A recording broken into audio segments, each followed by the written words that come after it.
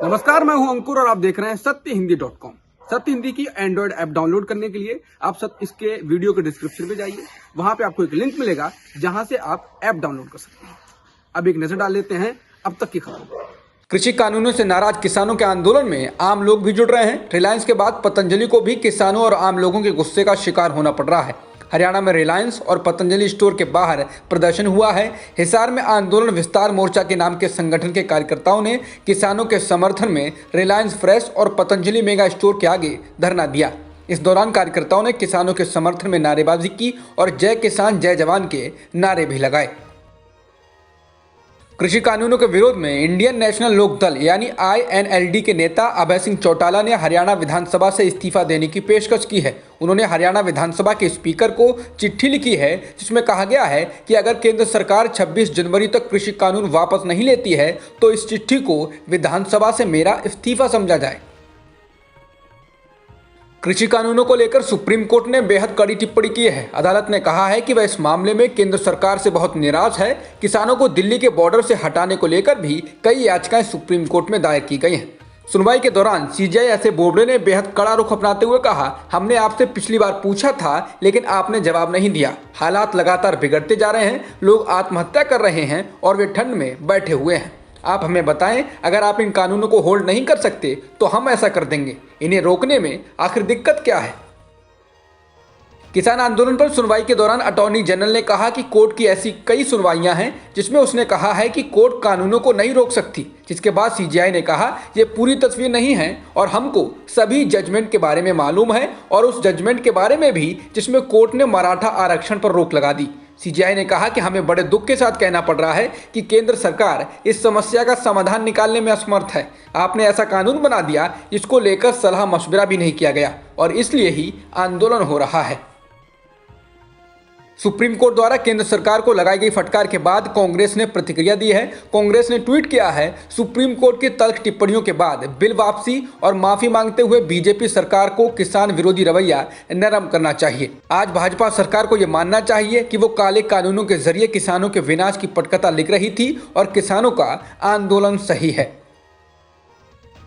जिन असदुद्दीन ओवैसी पर पहले विपक्ष ही बीजेपी की बी टीम होने का आरोप लगाता था, अब उनके खिलाफ मुस्लिम समुदाय के अंदर से भी आवाज उठने लगी है। मुस्लिम समुदाय से आवाज उठना इसलिए भी बड़ी बात है क्योंकि ऐसा माना जाता है कि मुस्लिमों को लगता है कि ओवैसी उनकी लड़ाई लड़ते हैं।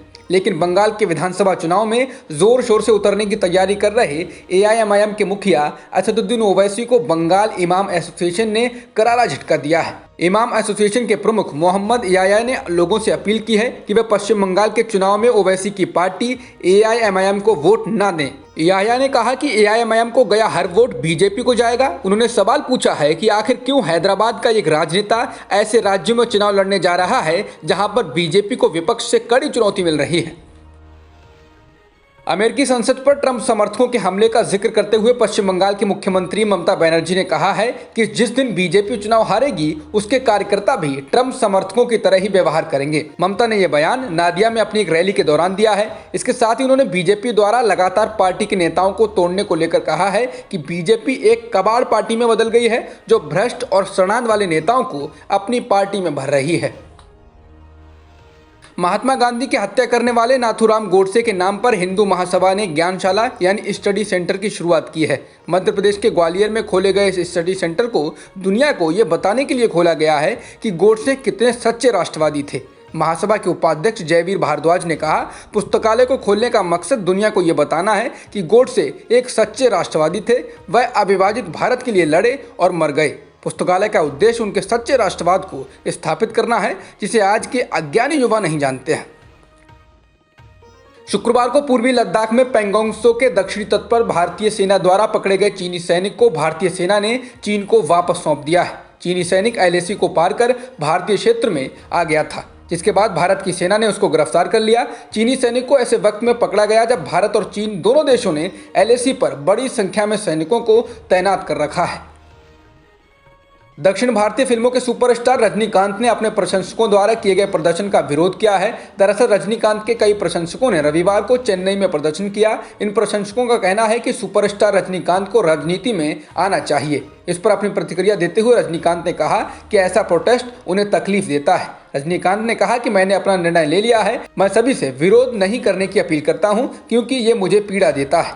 बता दें, बीते दिनों रजनीकांत ने राजनीति में आने से इनकार कर दिया था, जिसके बाद बड़ी संख्या में रजनीकांत के समर्थक वेल्लुबर कोट्टम में जमा हो गए।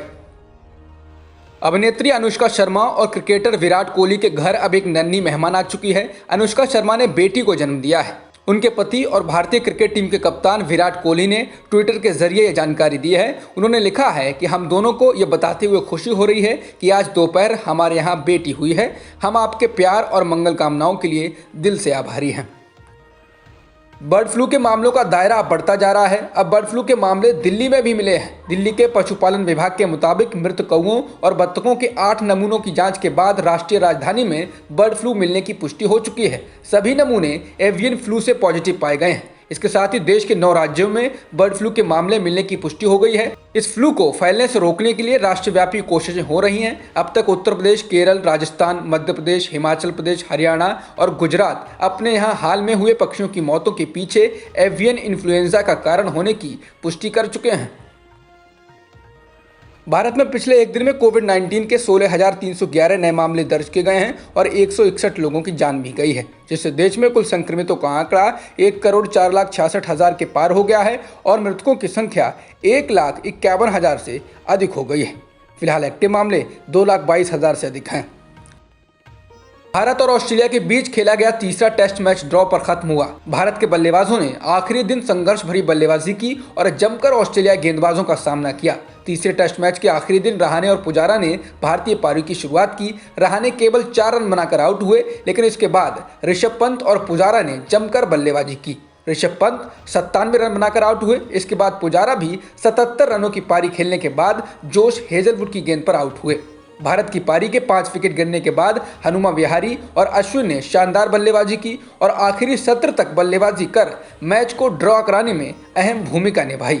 अश्विन ने 128 गेंदों पर 39 रन बनाए, तो वहीं बिहारी ने 161 गेंदों पर 23 रनों की पारी खेली।